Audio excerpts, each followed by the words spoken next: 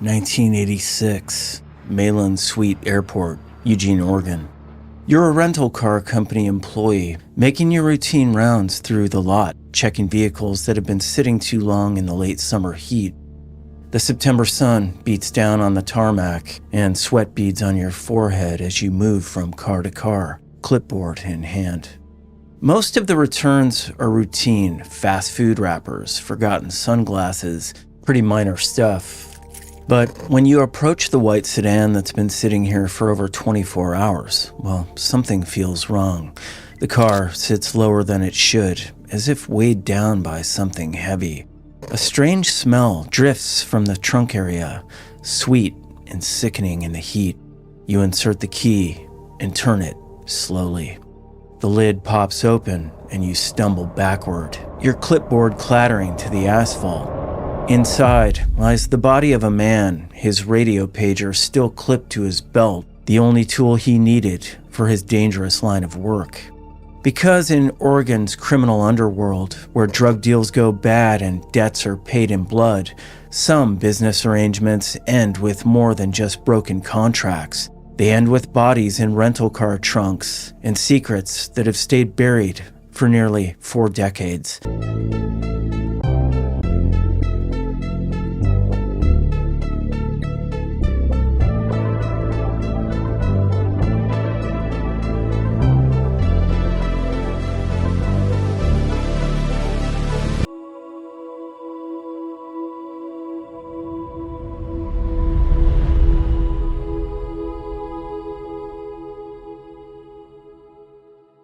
Sauvie Island, Oregon, February 23rd, 1970. The north end of the island was a landscape of river silt and tangles of scrub brush. On that Monday afternoon, a Boy Scout troop leader was moving through the winter terrain when he stopped at a patch of disturbed earth. There, he found a shallow grave. Peering into the depression, he observed the remnants of dark clothing and what appeared to be a black, curly wig. Columbia County investigators arrived to find the remains were fully skeletonized. The physical evidence was sparse. There were no pockets containing identification, no jewelry, and no witnesses to a burial on the isolated river island. An initial assessment suggested the decedent was an African-American female. The trauma recorded on the remains indicated a clear act of violence, but with no leads, the case stalled. For the next 5 decades, the woman was known only by her case number, 70-1880.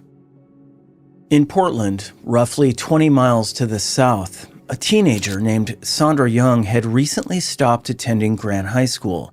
She was last seen by her family in late 1968 or early 1969. She was only between 16 and 18 years old. In the chaos of the late 60s, her disappearance didn't initially trigger a connection to the bones found in the island's silt.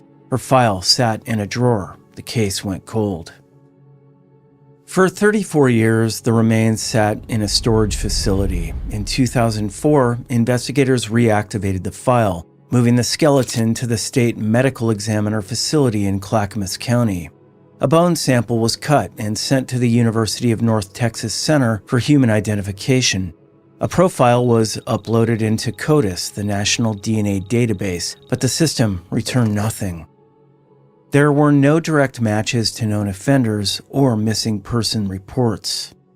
By 2018, the Oregon State Police Medical Examiner's Office secured a federal grant to try a new path. They contracted Parabon Nanolabs to perform DNA phenotyping, a process that uses genetic markers to predict a person's physical appearance. In 2021, the lab produced a digital rendering. The image showed a young woman with brown eyes and dark brown skin. The science confirmed she was of West African and Northern European descent. For the first time in 50 years, the team had a face, but they still lacked a name. The investigative theory remained at a standstill until January 2023. A private citizen acting on their own curiosity uploaded their DNA profile to the open-source genealogy database, GEDmatch. The system registered a hit. It wasn't a direct match, but a distant genetic link to the remains from Sauvie Island. A genetic genealogist began the slow work of building a family tree downward from that distant relative. The process required scouring decades of census records, birth certificates, and obituaries to bridge the gap between 1970 and the modern DNA donor. By July 2023, the genealogist identified a specific branch of the family. They contacted a woman who confirmed she had a sister named Sandra who'd vanished from Portland in the late 60s. The sister agreed to provide a DNA sample for kinship testing. The results were definitive. In October 2023, the kinship report confirmed that the remains found by the scout leader 54 years earlier were those of Sandra Sandy Young. She'd been born on June 25, 1951.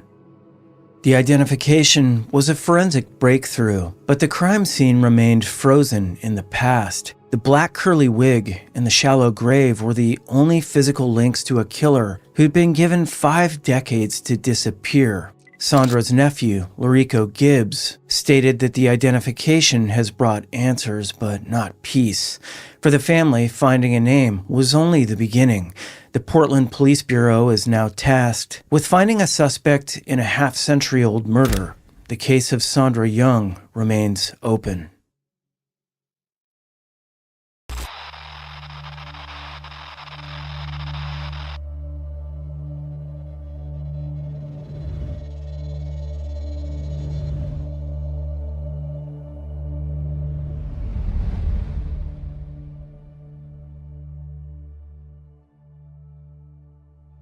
Eugene, Oregon, August 20th, 1973. The evening was still warm when 24-year-old Vicki Lynn Haller finished her shift as a seamstress at the Bon Marché department store. Around 6 p.m., her supervisor walked her to the employee parking area, a vacant service station lot at 8th Avenue and Washington Street. The supervisor watched as Vicki climbed into her black 1965 Volkswagen Bug and drove away alone. She was wearing a pink dress and was headed for her apartment just under 2 miles away. She had plans to meet a friend at 8 p.m. to attend a neighborhood party, but Vicki never arrived at the apartment. She didn't make it to the party. When a roommate reported her missing 2 days later, Eugene police found her life left exactly as it was. Her clothes were in the closet, her personal belongings were untouched, and her final paycheck sat unclaimed at the department store. The investigation immediately hit a wall. Vicki was a recent graduate of Southern Illinois University who'd only lived in Eugene for about 2 months. Friends described her as outgoing and kind, a woman with a, quote, mission in life to help the downtrodden. This humanitarian streak included a known habit of picking up hitchhikers, a detail that quickly became the primary focus of the missing persons file. As weeks turned into months, a second mystery emerged: the total disappearance of Vicki's car. The 1965 Beetle was distinctive. Its running boards had been removed, giving it a stripped-down, rugged appearance. It carried Illinois plates numbered GR7738. Despite a West Coast police alert, neither the girl nor the car were ever seen again. One investigating officer remarked it was as if they'd both been swallowed up. Detectives theorized that an abductor might have driven the Volkswagen into a deep reservoir or off a remote mountain logging road to hide the evidence, but without a crime scene or a vehicle, the trail in Eugene went cold. The case remained a local enigma until January 1989, when the name of a notorious Pacific Northwest serial killer brought Vicki Haller's file back into the light. Shortly before his execution, Ted Bundy confessed to 2 murders in Oregon that he'd previously kept secret. He didn't provide names, but he admitted his spree began earlier than investigators realized, possibly as early as 1972. The geographic and physical evidence pointed directly to Vicki. In August 1973, Bundy was a law student at the University of Puget Sound, frequently traveling the I-5 corridor that bisects Eugene. Vicki fit his preferred type perfectly. She was young, attractive, and wore her dark brown hair parted in the middle. and flowing to her mid-back. If Bundy was responsible, well, Vicki Haller would have been his first known victim. Her habit of stopping for strangers offered the exact kind of crime of opportunity that Bundy was known for. However, Oregon detectives weren't able to question him specifically about Vicki before he was put to death in the Florida electric chair. Today, the investigation is still managed by the Eugene Police Department's Cold Case Squad. They continue to seek any information regarding the black VW or Vicki's whereabouts. Over 50 years later, the girl who stopped to help everyone remains a shadow in the history of the Pacific Northwest.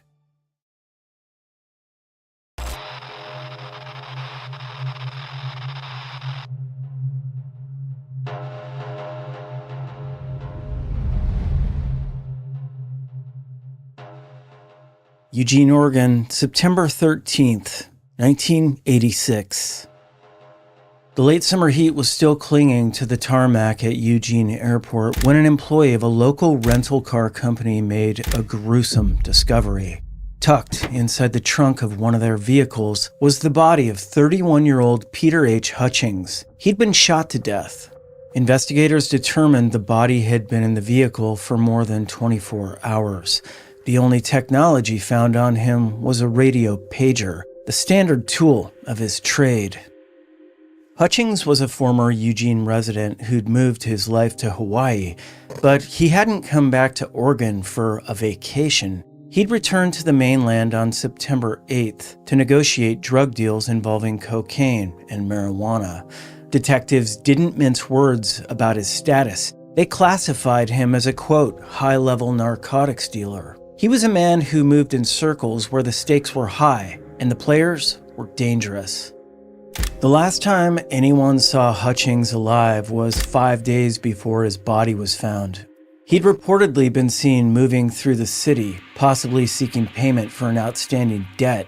When he didn't turn up and the rental car sat abandoned at the airport, the bad business arrangement his associates whispered about became a reality.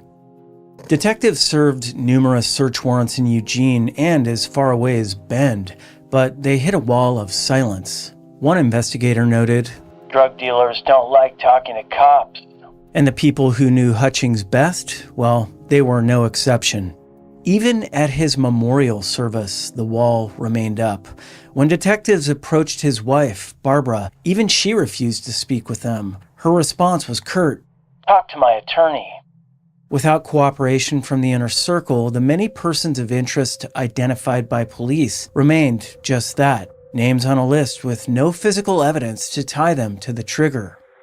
Decades later, the case is a cornerstone of the Eugene Police Department's Cold Case Squad. The exact location where Hutchings was executed is still unknown.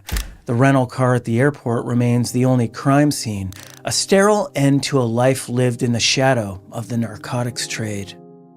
The police still believe the answer lies with someone who was there that night, someone who saw the business arrangement go south.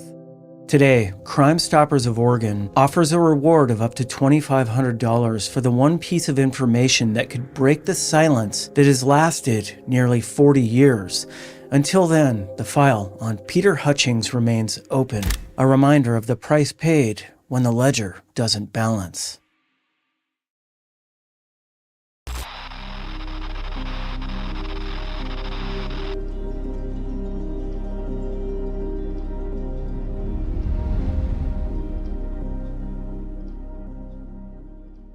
Redmond, Oregon, March 27th, 1989. The weekend was meant to be a final resolution for 19-year-old Angela Lynn Chan.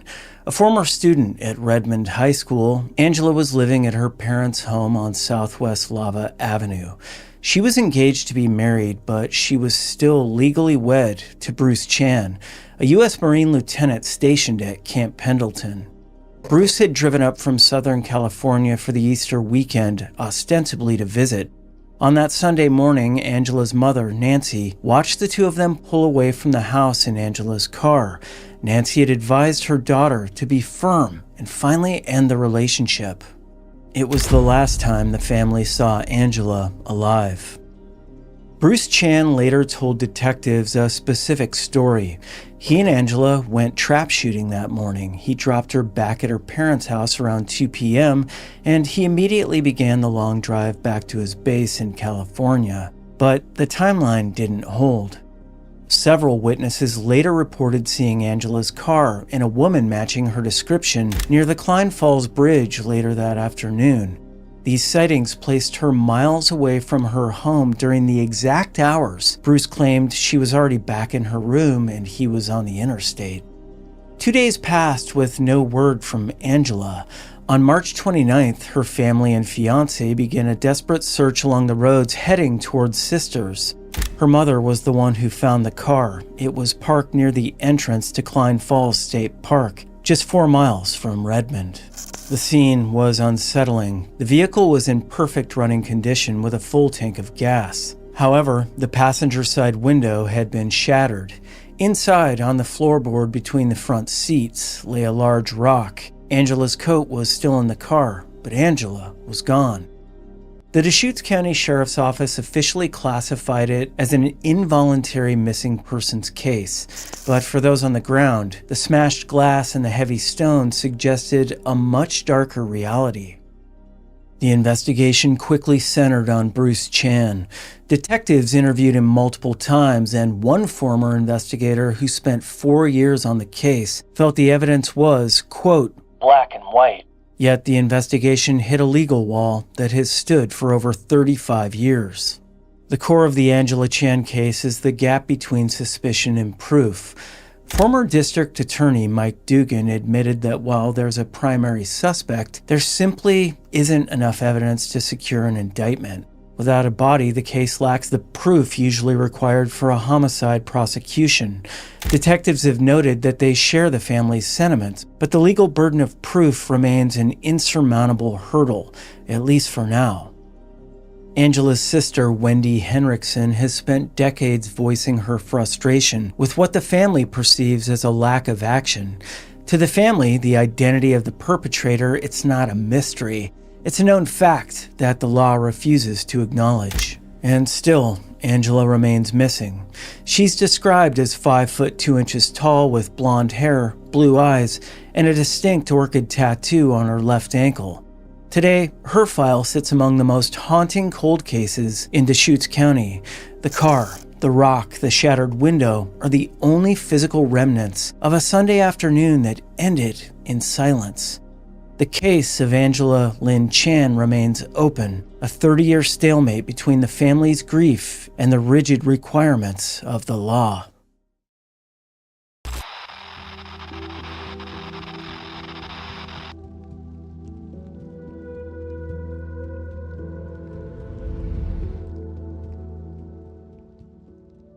Svensson, Oregon, April 9th, 2005.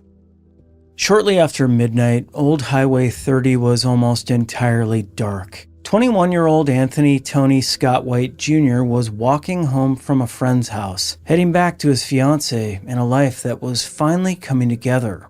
Tony, known to his rural community as Little Tony, was a choker setter for a local logging company and a member of the Oregon National Guard. He'd recently asked his best friend to be his best man. He was scheduled for deployment to Afghanistan. But Tony never made it to the deployment. At 1:12 a.m., a motorist discovered Tony's body lying in the roadway just 1/10 of a mile from Svensson Market Road. He'd been struck from behind and killed instantly. The Clatsop County Sheriff's Office moved quickly, but they were working with a rural crime scene and no direct witness to the impact. An autopsy recovered trace evidence, including paint transfers from the vehicle that hit him. A witness reported passing a dark-colored small pickup, possibly a Ford Ranger, with a chrome or diamond plate toolbox in the bed. It was headed east, away from the scene, just minutes after the collision. The investigation was massive for the small community. A major crime team logged hundreds of hours, canvassing body shops across several counties for vehicles with fresh, unexplained front-end damage. Within days, an anonymous woman called with a tip about a neighbor's Nissan truck that seemed to match the description, but without a name or location, that lead went cold.